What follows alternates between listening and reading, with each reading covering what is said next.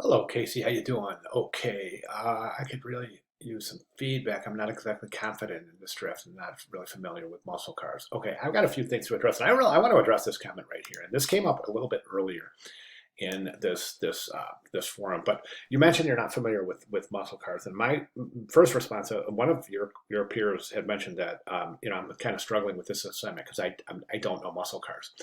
And my response was this: as a graphic designer, you're going to get jobs throughout your career that you're not familiar with. So, for example, I just completed a job for a brochure for those giant windmills. I don't know what they're called. They create energy. Those giant windmills you see sometimes at the side of the highway. As a matter of fact, you see them on the drive between Lakewood and Boulder.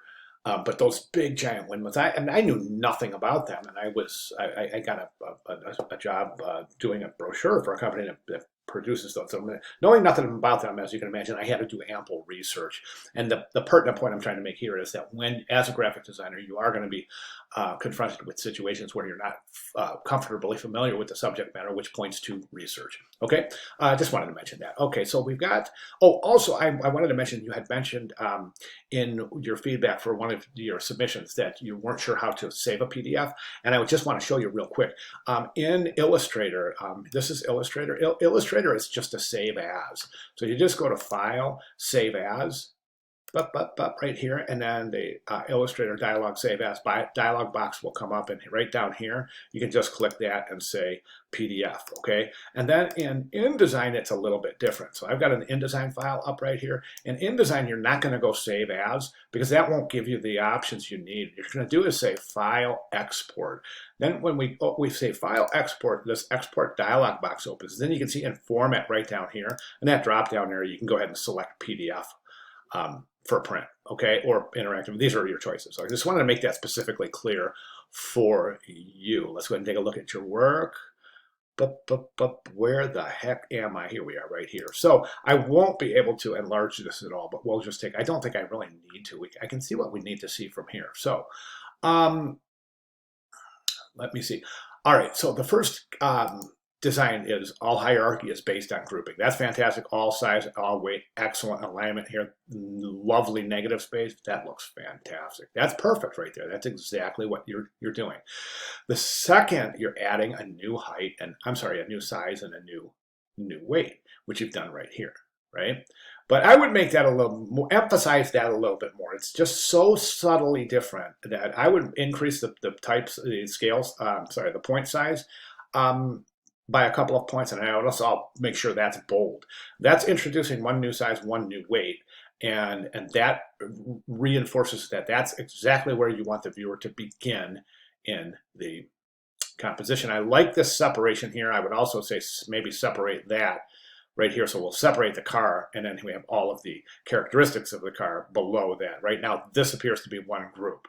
Okay, now in the third composition, we want multiple contrasts in weight and scale. Well, we don't have that here. Basically, what you've done here is you've taken this information and redistributed it. So you want multiple contrasts in weight and scale, which means you want to introduce new point sizes, emphasis based on bold, black, or some bolded letter form to create emphasis on the letters. So just want to introduce multiple contrasts in weight and scale. Now the fourth composition, again, you want to introduce multiple weights, and you want to break the grid here somehow, somewhere. You want to break the grid. I am not seeing a broken grid, and the reason I say that is because I'm seeing alignment right here. So a couple of other things you want to keep in mind for this fourth composition is that you don't want to use underlines or anything like that, because any graphic element you add is going to affect hierarchy.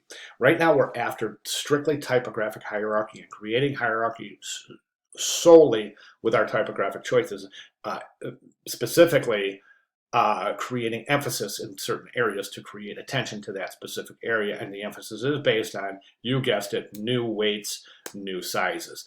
Okay, so in this particular, we want to move all those graphic elements, break the grid, make sure you have multiple contrasts in weight and scale, and then the image itself is required to be cropped from its background, and that's in the assignments page. Okay, the image is required to be black and white, right there. Okay, and it's also required to be cropped from its background, black and white, and bleed in 2 areas. This is not cropped from its background, it's in color, and it only bleeds in 1 area. Let me give you an example. This is black and white, it's cropped from its background, as we can see, and it bleeds in 2 areas. So you want to take a look at that. Now, one thing I want to show you, a great area to assist you. First of all, the course resources, announcements, lecture pages, and the assignment pages are a plethora of valuable information. In the lecture page, we have a referral to the textbook. Here it is right here. This is the presentation page, and this is a great presentation, but I'm after this about halfway down the page right here. This shows you exactly how to do this assignment. Now, this is page 101 out of the textbook, so you want to take a look at that section just to reinforce your knowledge of what's going on in this page. But that is, concentrate on this. This shows you exactly what to do. Here's no grouping, here's grouping by, here's no hierarchy, here's hierarchy by grouping, a new size, a new weight, drastically improving the new sizes, new weights, adding more embellishments, and creating even more hierarchy. So go through that. I think it'll definitely help in your final submission. Okay, where am I?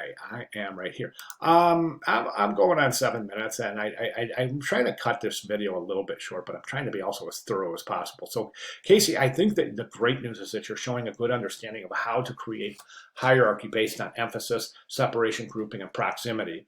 That's fantastic. A little bit of work to do here. So at this point, if you have any questions at all regarding where you need to be on Sunday submission, just let me know. I'll be more than happy to provide further recommendations. Great start, Kasey. Thank you very much.